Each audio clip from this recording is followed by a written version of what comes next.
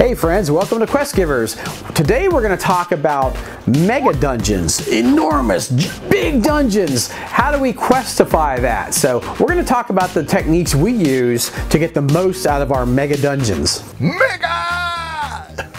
Over 9,000! Here might be something controversial for those people that love graph paper.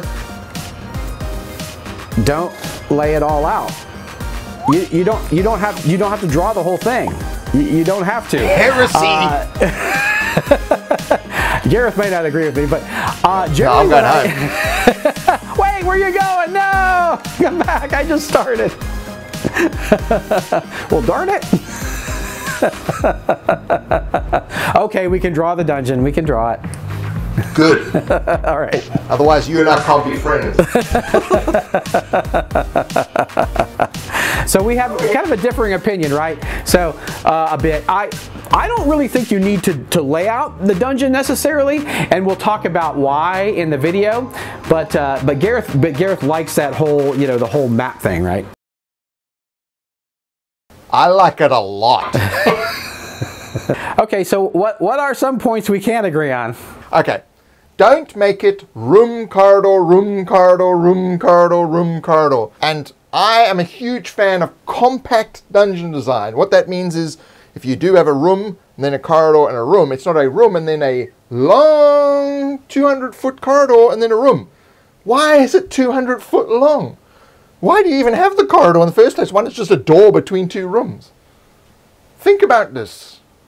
That's my pet peeve. I don't mind laying out the whole dungeon, but don't lay out a dungeon where there's a huge, massive, long corridors to these rooms on the end. Doesn't make any sense. You look at real-world structures, there's nothing like that in the real world. It doesn't exist in ancient times, modern times. It only exists in D&D, and it's dumb. I've said it. Right, you can go back to your non-large dungeon. Now, I would say, instead of, if you don't want to lay out a whole dungeon, you don't want a map, really, you can give kind of general descriptions of, they're going through corridors and rooms and, describe what they look like and everything. But what you can do is you can have encounters that you want to run when they get to a certain point. Maybe there's a goblin patrol coming that's going to come at some point, right? So they all do checks and they hear the little scuffling little goblin feet on the on the floor, and they have time to hide or set up their ambush of their own against these enemies, or maybe they don't hear them at all and they just run right into them. So you can do that kind of thing, as opposed to oh, the goblins are specifically here in this hall. Also, with large dungeons, it's going to be very dynamic, and there's going to be all kinds of moving pieces going around in those dungeons. So this is a nice way to kind of simulate that, is to have these kind of movable encounters when you feel it's appropriate, maybe story-wise or pace-wise for the game, right? And if you're doing where they're literally exploring and it's just empty room after empty room, that gets boring pretty quick. So if you want to spice that up, you can throw these encounters in there like that. So it can be it's more as far as like the game master's prerogative of when these encounters would happen, these kind of random encounters that would happen in the dungeon that you've kind of pre-set up, right? Make events happen at certain times and not in certain locations. So if you're going to have goblins in the dungeon, have a few different goblins that are wandering around. So you've got the goblin shaman and you've got a patrol of goblins. You don't need the goblin shaman in a specific room. They're just wandering around doing a task they would normally do. So if they're going to a room that has a whole bunch of mushrooms in it, and then they're going to another room that has a cauldron in it, you meet them in the corridor walking between the two carrying a whole bunch of mushrooms. You don't need to explain that that's what they're doing, because eventually they find the mushroom room and they find the room with the cauldron, and you can kind of put two and two together. But the interesting thing is that you've met the shaman, but you can meet the shaman in different locations in the dungeon, at a point that's relevant to whatever the story you're trying to tell. That's really what's important, is that there's actually a story to it. There's a point to what's actually going on in this dungeon. So, it's set piece encounters in a location should be like the big end boss who is like sleeping in a giant lair on top of gold or whatever. He loves to sleep on his gold. He's not going to be wandering around the dungeon, right? Yeah, that's when you can use a big set piece location. Particularly if I don't want to map out a mega dungeon, you can do skill challenges, right? I've done this numerous times in dungeons, and it can be really fun to see what the players do. So maybe the enemies are just throwing themselves at the players, and maybe the players have to come up with interesting things. Like, you don't just let them do the same kind of skill challenge every time. Like, oh, I'm just going to do this or that.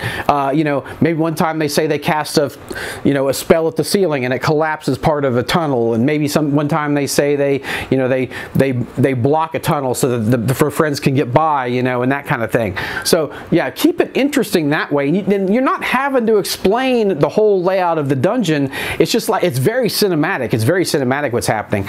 Another thing I did with an encounter like this was I had these ice caves, and they were like slides. You could slide down and all this kind of stuff. And instead of building out the whole ice cavern like this, the important thing was to rescue their friends from these ice trolls that had taken them to the depths to sacrifice it to this ice worm that they had in their lair, right? So the important thing was for the players to get down there. So I had them do skill challenges to get down these slide. If they missed, the trolls would throw, boulders, ice boulders at them if they failed their counters, or they would slide, down a frozen chute and that kind of thing, and maybe get separated. So you can still do interesting things with the spatial element of, a location, but you can do it as skill challenges, which are exciting instead of just, corridor room, corridor room, corridor room. So it's just a different way to look at it. You also want to make sure that every room actually has a purpose. It's just not for the sake of having a room to put some goblins in. We'll put a desk and a chair and a whatever. What is the actual purpose of the room? Now, I've made this mistake. You just like, I've got to have a thing, and I'll just have a room, any old room. Make sure that the room has an actual purpose, because that actually helps with the reality of what the dungeon actually is. People will believe that this is a real place when there's logically things that should be there. Armies need places to sleep. There needs to be a latrine. People got to go to the loo, man. That's really, really important as far as I'm concerned. And Scotty doesn't believe in empty rooms, but I believe that there should be empty rooms. I think empty rooms are one of the most interesting things in a dungeon, but you shouldn't have more than one. There should be at least one empty room.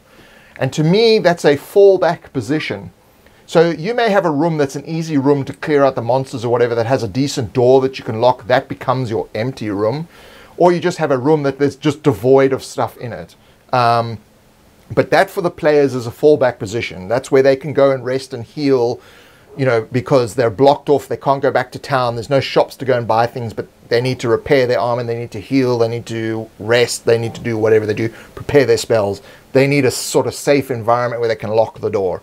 That's what the empty room is for. Or they need to be able to clear out a room that has a minor altercation with a decent door that they can then use. That's my personal opinion on empty rooms. I don't know if I've swayed Scotty, but, mind control. Yeah, empty rooms can have value, if you're finding something interesting and that kind of thing in it. Also, another thing I think we should talk about is the danger of like truncating a mega dungeon, like what I've been talking about, is that it doesn't feel like it's a big enough space, like you've explored enough space.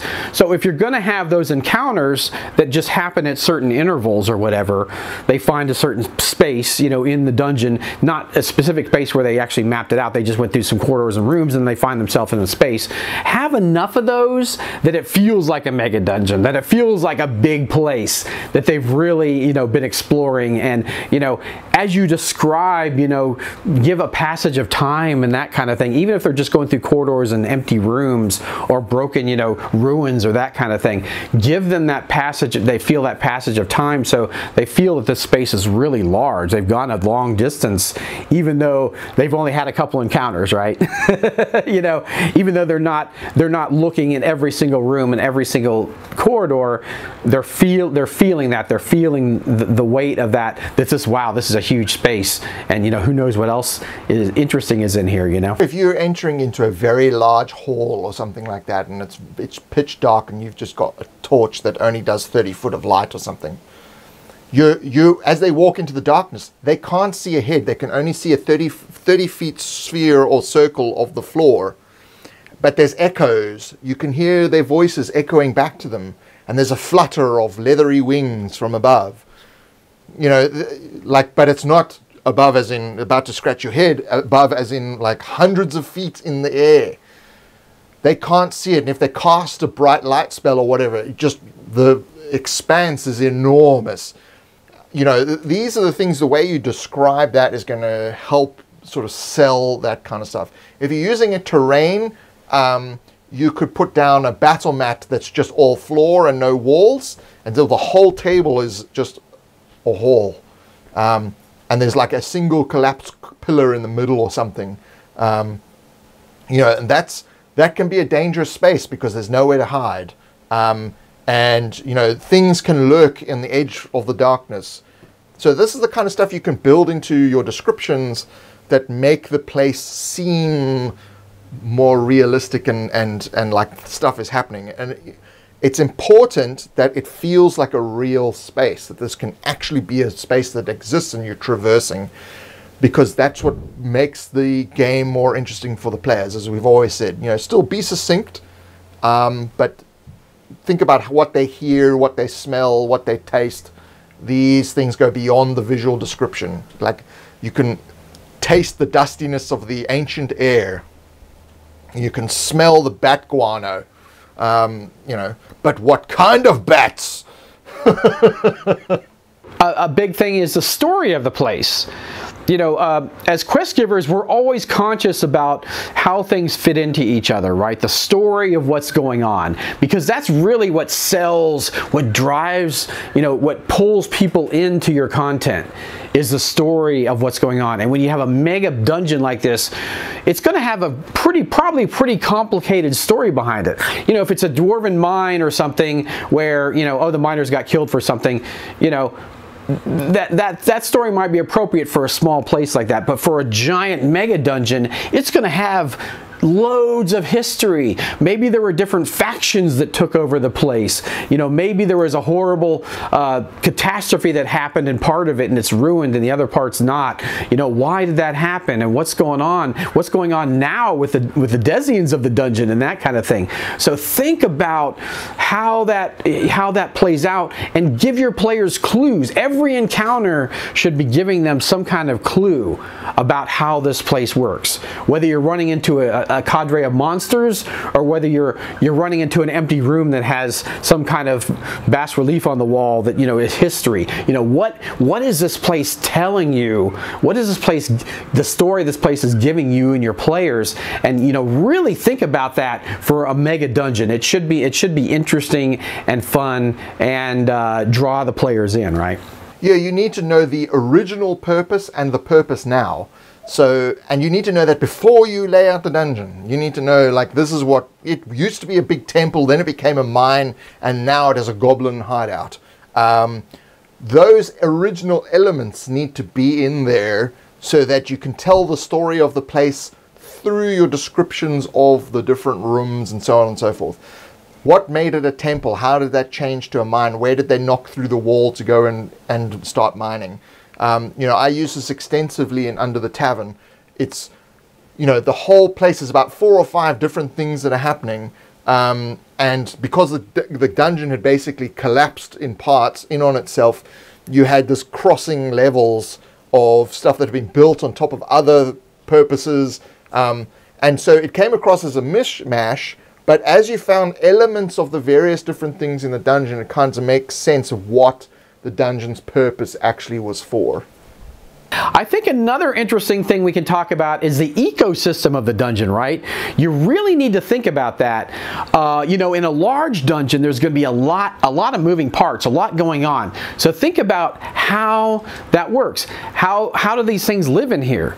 How, you know, where do they get their food? Where do they get their water? What space is what, you know, particular monsters or particular faction and that kind of thing. So think about that, because the players are going to ask those questions too. You know, smart players are going to ask those questions or wonder about those things.